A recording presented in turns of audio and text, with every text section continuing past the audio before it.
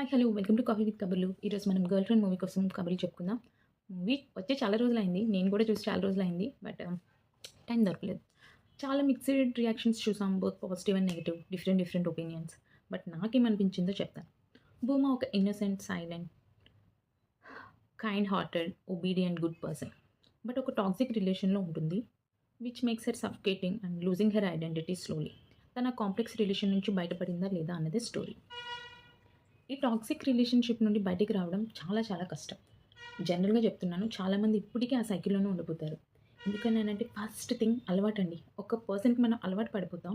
అదొక part of life అయిపోతుంది. So that మనం దాని నుంచి బయటికి రాం. ఇంకొకటి ఫర్‌గివ్‌నెస్, క్షమాపణ.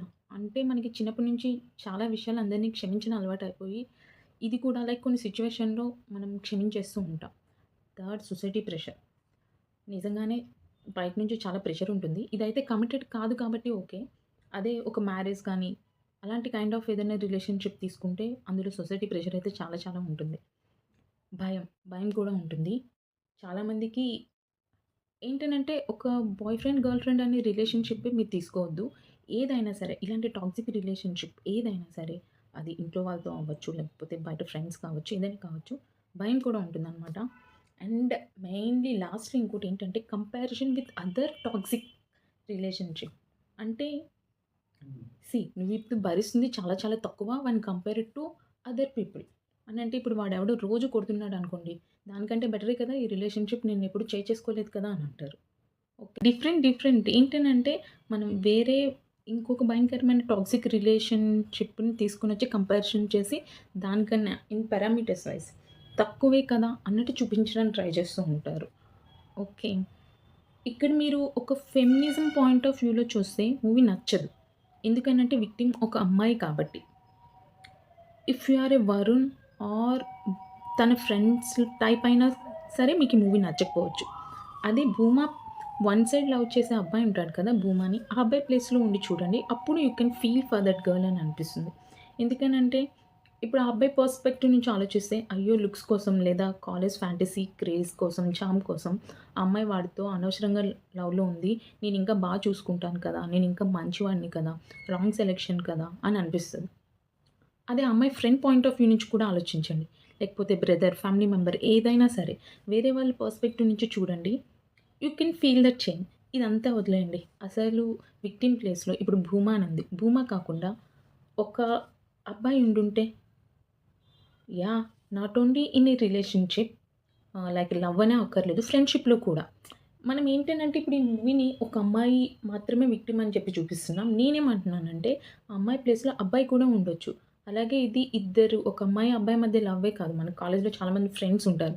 ఫ్రెండ్స్ మధ్య కూడా ఉండొచ్చు. ఏంటనంటే ఈ ఓవర్ పొసెసివ్‌నెస్ ఉంటుంది. And over controlling. అంటే మనం ఏం చేసినా సరే లైక్ ఫర్ ఎగ్జాంపుల్ ఇప్పుడు ఏ టైంకి ఫోన్ చేసినా సరే వెంటనే ఫోన్ లిఫ్ట్ చేయాలి. లేదనంటే మెసేజ్ చేసిన వెంటనే మనకి రిప్లై ఉండాలి. ఎవరికీ ఏమీ చెప్పకుండా ఎక్కడికి వెళ్ళకూడదు. You can't go out with your friends తనకిష్టం లేకుండా. నీకెంత ఇంపార్టెంట్ పనున్నా సరే తనకి చెప్పే చేయాలి. ఫ్రెండ్‌షిప్‌లో కూడా ఇవన్నీ ఉంటాయండి. వాళ్ళతో మాట్లాడకూడదు, వీళ్ళతో ఉండకూడదు, వాళ్ళతో నవ్వకూడదు, వాళ్ళతో ఎక్కువ టైమ్ స్పెండ్ చేయకూడదు. ఇలాంటివన్నమాట. So, whatever it is మీరేంటంటే అవతలి పర్సన్ ఏదైనా కానండి. ఇలాంటి ఒక రిలేషన్‌షిప్ చాలామంది ఫేస్ చేస్తూ ఉంటారు. You might have seen these type of people also. ఇలాంటి చాలా కాంప్లెక్స్ రిలేషన్‌షిప్స్ ఉంటాయి. నాకైతే డైరెక్టర్ ఏం చెప్పాలి అనుకుంటున్నాడంటే, in the name of the love or friendship don't lose your freedom, your dreams or goals. Especially don't lose yourself. అది అమ్మాయి అయినా సరే, అబ్బాయి అయినా సరే.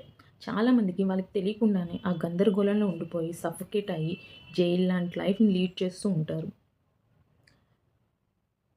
బట్ వాళ్ళు రియలైజ్ అయ్యి ఎప్పుడు బయటకొస్తారో తెలీదు. బట్ స్టిల్ కంటిన్యూ చేస్తూ ఉంటారు. భూమా విక్రమ్ మదర్‌ని కలవకపోతే డెఫినెట్‌గా తను కంటిన్యూ అయ్యి మ్యారేజ్ వరకు వెళ్ళుండేదేమో. Even though she is suffering.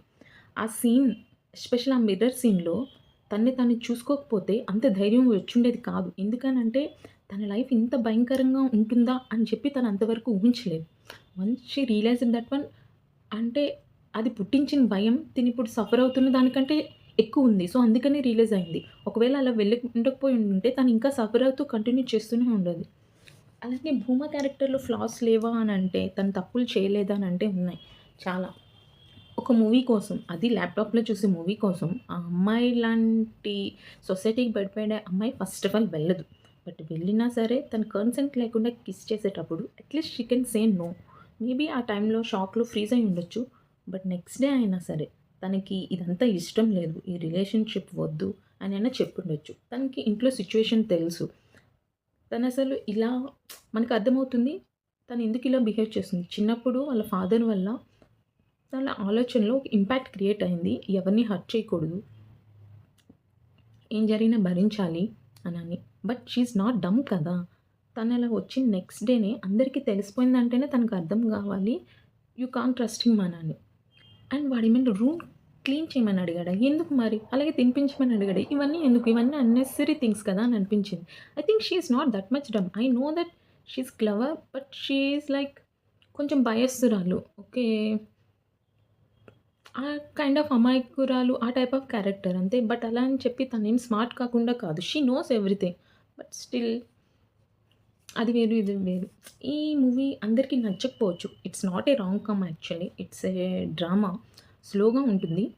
But okay. బానే ఉంటుంది. అట్ లాస్ట్‌లో అయినా she took a stand for her అని అనిపించింది. And finally I want to say one thing. Don't wait for Durga or professor to come and save. Okay. Save yourself. Otherwise be a Durga in someone's life. So, ఇదండి నాకు అనిపించింది. So, next time మరో movie కబుర్లతో మళ్ళీ కలుద్దాం. అంతవరకు ఉంటాను. Take care. Tata. And please like, share and subscribe to my channel.